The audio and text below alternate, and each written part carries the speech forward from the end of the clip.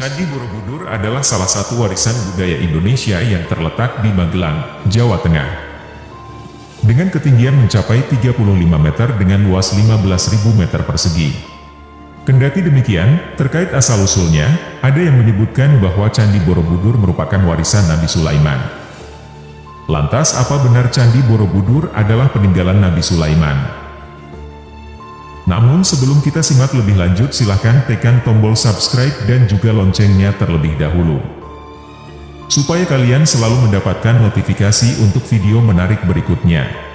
Mari simak pembahasannya sampai selesai supaya kalian tidak salah kaprah dalam menyikapi pembahasan ini.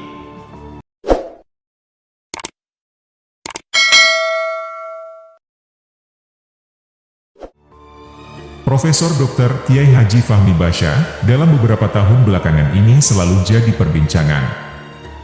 Hal itu tidak lain karena penelitiannya soal Candi Borobudur. Fahmi Basya membantah bahwa Candi Borobudur merupakan peninggalan dinasti Shailendra yang mulai dibangun pada tahun 750 Masehi. Barometer yang dipakai Fahmi Basya bukanlah soal waktu berdirinya Candi Borobudur dan masa hidup Nabi Sulaiman, melainkan soal fakta relief yang ada di Borobudur. Sebab jika relief diteliti, ternyata mengandung cerita, dan cerita itulah yang disandingkan dengan fakta referensi Al-Quran oleh Fahmi Basya. Di sekitar Candi Borobudur ada beberapa candi lainnya, yakni Candi Pawon dan Candi Mendut.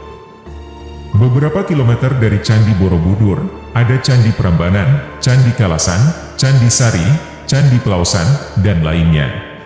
Sudah cukup banyak bahasan tentang ini, dan umumnya orang-orang yang mendengar akan tersenyum saja dengan hal tersebut. Pasalnya, agak sulit memang menghubungkan Nabi Sulaiman dengan Borobudur. Hal ini karena memiliki semacam kontradiksi, apalagi Borobudur adalah Candi Buddha.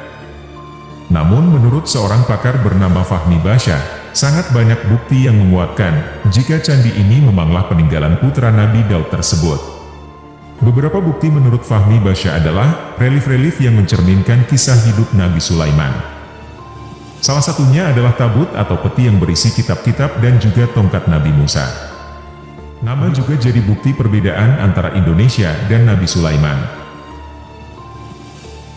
Jika diperhatikan dengan baik-baik, nama Nabi Sulaiman ini nama yang terkesan Jawa. Jika dilihat dari artinya mengandung makna hamba yang baik dalam bahasa Jawa, menurut Fahmi Basya. Tidak hanya percaya tentang Nabi Sulaiman yang hidup di Indonesia, istri beliau Ratu Balkis juga berhasil hidup di Nusantara. Tentang Ratu Balkis, ada banyak bukti yang menguatkan jika negeri Sabah ada di Indonesia, dan Ratu Balkis juga tinggal di Indonesia. Pertama adalah nama Wonosobo yang sering dikaitkan dengan negeri Sabah. Wonosobo sendiri jika dipecah, artinya menjadi hutan Sabah. Wono dalam bahasa Jawa adalah hutan. Dalam Al-Quran lengkap juga jika Sabah adalah daerah yang penuh dengan hutan. Bukti selanjutnya adalah Candi Ratu Boko yang sering diasumsikan sebagai kerajaan Ratu Balkis. Jika dilihat-lihat, candi ini beberapa bagiannya tidak lengkap. Asumsinya, hal tersebut terkait proses pemindahan istana, seperti yang dikisahkan pada cerita Nabi Sulaiman.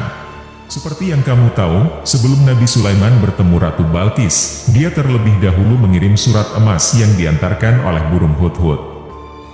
Surat ini berisi ajakan untuk bertaubat, yang dimana saat itu Ratu Balkis diceritakan menyembah matahari. Surat ini sebelumnya tidak ditemukan dimanapun, termasuk Yaman yang dipercayai banyak orang sebagai lokasi istana Ratu Balkis. Tapi surat itu ajaibnya ada di Indonesia. Surat emas itu ditemukan di salah satu kolam pemandian Boko. Beberapa tokoh percaya bahwa teori-teori ini mendukung pendapat bahwa Candi Borobudur merupakan peninggalan Nabi Sulaiman, salah satunya Fahmi Basya. Namun tidak sedikit budayawan yang dengan tegas menyatakan bahwa Candi Borobudur bukan peninggalan Nabi Sulaiman. Hal ini karena teori tersebut berlawanan dengan apa yang selama ini sudah menjadi pendapat intelektual yang dipakai rujukan pengetahuan sejarah. bahwa Candi Borobudur adalah peninggalan dinasti Shailendra pada masa kerajaan Mataram kuno. Terlebih lagi, teori-teori tersebut disampaikan berdasarkan keyakinan agama, sedangkan arkeolog dan sejarawan melihat berdasarkan fakta dan temuan yang sudah teruji secara keilmuan. Bahkan Candi Borobudur sudah dijadikan sebagai objek penelitian oleh para ahli, baik dari dalam maupun luar negeri.